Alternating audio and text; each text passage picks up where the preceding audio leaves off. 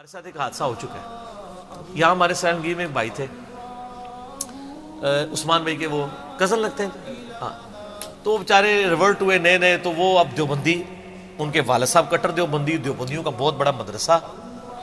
تو انہوں نے سنت کے مطابق نماز شروع کی, تو وہ جناب انہوں نے کہا جی طرح منڈا تے گمراہ ہو گیا. مفتیوں کو پہلی فکر پڑ جاتی ہے, آپ نماز نہ پڑھے تو کسی مفتی کو یہ فکر نہیں ہے کہ وہ اپنے کسی مقتدی کو کہے کہ تیرا بیٹا گمراہ ہو گیا. آپ نماز رفع الیدین سے پڑھ لیں تو وہ گمراہ ہے. یہ فرق دیکھا آپ نے؟ اچھا, تو ان دنوں, یہ بہت پرانی بات ہے, 7-8 سال پرانی بات ہے. ان دنوں میں پھر بھی کبھی کبھار رسک لے لیتا تھا علماء کی خدمت میں حاضری کا. اب دور دور سے اسلام کرتے ہیں, تو وہ یہ لوگ مجھے لے گئے. اب مجھے پتا تھا کہ ان کے ساتھ ڈیل کیسے کرنا ہے, کیونکہ آپ کو پتا ہی, مجھے یہ پتا ہے کہ یہ دنیا کے پروفیسر تو ہے نہیں کہ میں ان کو کوئی بات بتاؤں گا تو مان لیں گے. تو اس کے لیے آپ کو بڑے طریقے سے چلنا پڑتا ہے, پڑھے لکھے طریقے سے, اور پڑھے لکھے لوگوں کے یہ قابو آتے ہیں. ان کو نہیں پتا تھا کہ میں انجینئر ہوں یا اس طرح دنیاوی طور پہ پڑھا لکھا بندہ ہوں. ان کا جی اس طرح ایک منڈا کنڈا ہی ہے.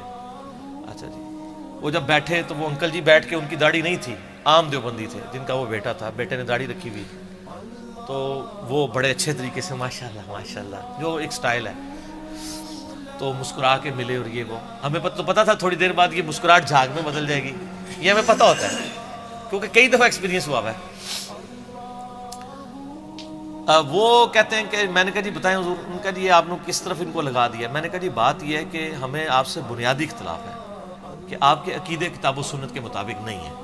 رفع الیدین تو چھوٹی چیز ہے, ہم آپ کے عقیدوں کو غلط سمجھتے ہیں, آپ کے بزرگوں کے عقیدوں کو غلط سمجھتے ہیں. حضرت ابراہیم علیہ السلام نے کہا تھا نا, انتم وآباؤکم فی ضلال مبین, تم بھی گمراہ تمہارے بزرگ بھی گمراہ.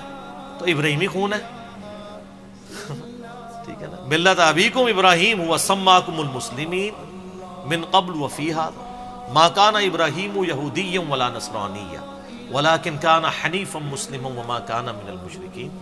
جو مشرک نہیں ہوتا سر, وہ دلیر بہت ہوتا ہے, مشرک بزدل ہوتا ہے. تو وہ کہنے لگے کہ جی کون سے عقیدے؟ میں نے کہا جی آپ المحند علی المفند لے کے آئے نا ذرا. اب المحند المفند کا تو انکل جی کو نہیں پتا تھا. میں نے کہا جی انکل جی آپ کو پتا ہے کہ آپ کے بزرگان دین نے اس امت پہ احسان کیا ہے کہ انہوں نے اپنے سارے اچھے اچھے عقیدے انورٹڈ کاماز میں جمع کر کے ایک چھوٹی سی کتاب لکھی ہے, المحند علی المفند. تو سر المحند کا راگ ہم 7-8 سال سے لاپ رہے ہیں. اب تو خیر بچہ کہہ رہا ہے, اب تو المحند ختم ہو گیا, المحندس علی المفند, مفندین آ چکی ہے, ایک انجینئر اتنے پاگلوں پر. اچھا, وہ کہنے لگا جی وہ کیوں لے کے؟ میں نے کہا آپ کے پڑھیے. کہتے ہیں ہاں پڑھیے. میں نے کہا آپ لائیں ذرا, میں اس میں بتاتا ہوں. وہ عقیدے تو یہ انکل جی ماننے کے لیے تیار نہیں ہوں گے جو آپ سے مناظرے کے لیے ہمیں لے کے آئے ہیں. آپ ان کے بیان پہ مناظرے یہ بھی نہیں مانیں گے. تو میں نے کہا آپ وہ المحند لے کے آئیں. تو وہ کہتا ہے کہ جی آپ بتائیں کیا مسئلہ ہے. مجھے پتا تھا, میں نے اس کو بتایا یہ تو مطلب لڑے گا. میں نے نا پہلے انکل جی کو پکا کیا, جو دیوبندی انکل جی. میں نے کہا انکل جی مجھے بتائیں کہ آپ کا یہ عقیدہ ہے کہ نبی علیہ السلام کی قبر مبارک اللہ کے عرش سے, کرسی سے, خانہ کعبہ سے افضل ہے؟ کہتے ہیں استغفر اللہ, میرا تو یہ عقیدہ نہیں ہے. میں نے کہا جی یہ جو بزرگ ہیں نا, ان کا اور ان کے بزرگوں کا یہی عقیدہ ہے.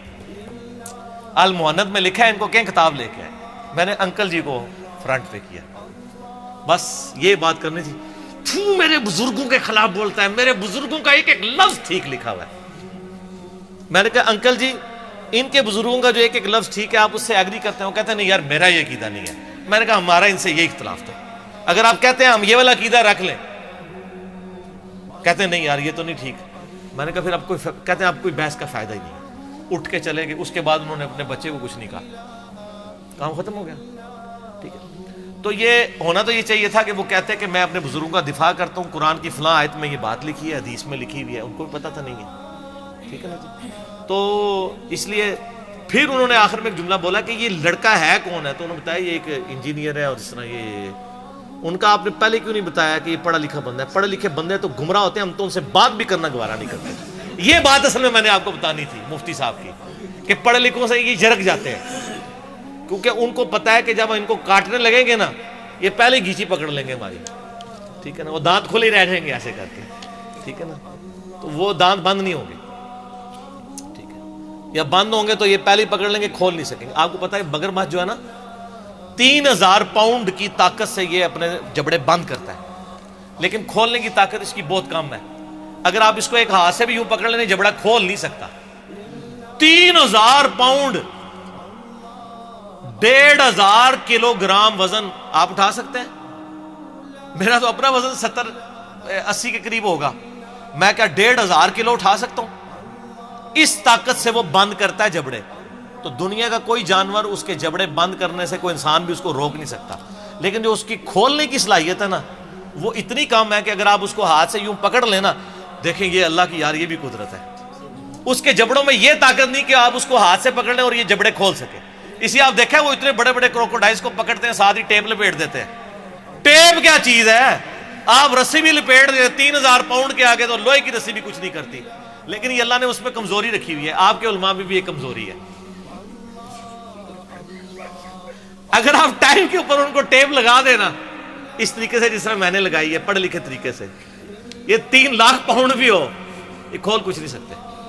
تو وہی ہوا کہ وہ اس کے جبڑے میں نے پہلے ہی بند کر دیے، تو وہ کھولنے کی طاقت پتہ ان کو نہیں ہوتی. یہ میں نے ایک تفنن کے طور پہ آپ کو باتیں سمجھا. چلیں جی.